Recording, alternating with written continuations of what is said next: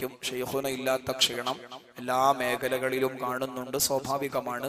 അല്ലാഹു സുബ്ഹാനഹു വ തആല ഇൽമിന്റെ സഹകാരികളായി ജീവിക്കാൻ നമുക്കെല്ലാവർക്കും തൗഫീഖ് പ്രദാനം ചെയ്യട്ടെ.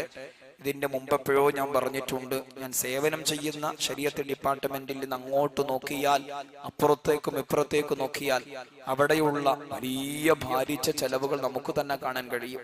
ഞാൻ സേവനം ചെയ്യുന്ന ശരീഅത്ത് ഡിപ്പാർട്ട്മെന്റിൽ മാത്രം 1370-ലേറെ വിദ്യാർത്ഥികളുണ്ട്. അവർക്കെല്ലാം ഒരു ദിവസത്തെ നോർമൽ ഭക്ഷണത്തിന് വേണ്ടി 1,91,800 രൂപ ഷെയ്ഖുന കണ്ടെത്തേണ്ടിയിരുന്നു.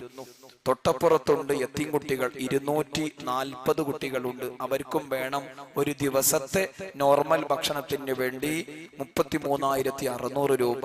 തൊട്ടപ്പുറത്തുണ്ട് ഖുർആൻ പഠിച്ചുകൊണ്ടിരിക്കുന്ന ഹാഫിളിങ്ങൾ, 239 കുട്ടികൾ. അവർക്കും വേണം ഒരു ദിവസത്തെ നോർമൽ ഭക്ഷണത്തിന് വേണ്ടി 33 സംതിങ്. തൊട്ടപ്പുറത്ത് മരഞ്ചാട്ടി ഗ്രീൻ വാലിയിലുണ്ട് 350-ലേറെ കുട്ടികൾ. അവർക്കും വേണം ഒരു ദിവസത്തെ നോർമൽ ഭക്ഷണത്തിന് വേണ്ടി 51,000 സംതിങ്. മർക്കസിലെ കശ്മീർ ഹോമിലുണ്ട് കശ്മീരി വിദ്യാർത്ഥികൾ 107 കുട്ടികൾ. അവർക്കും വേണം ഒരു ദിവസത്തെ നോർമൽ ഭക്ഷണത്തിന് വേണ്ടി 14,000. കൊയിലാണ്ടി ഖൽഫാനിലുണ്ട് മർക്കസിന്റെ ഓഫ് ക്യാമ്പസിൽ 127 കുട്ടികൾ.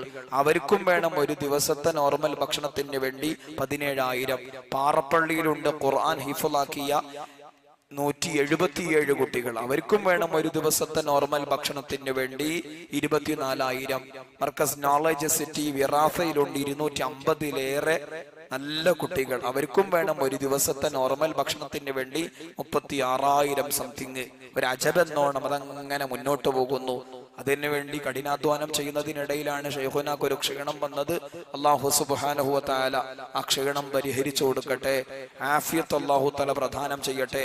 അത്ഭുതകരമായ മാറ്റമുണ്ട്. പലപ്പോഴും ഈ വിനീതൻ വായിക്കാൻ വേണ്ടി പോകുന്ന സമയത്ത് നല്ല റാഹത്താണ്. അല്ലാഹു സുബ്ഹാനഹു വ തആല പൂർണ്ണമായ ആഫിയത്ത്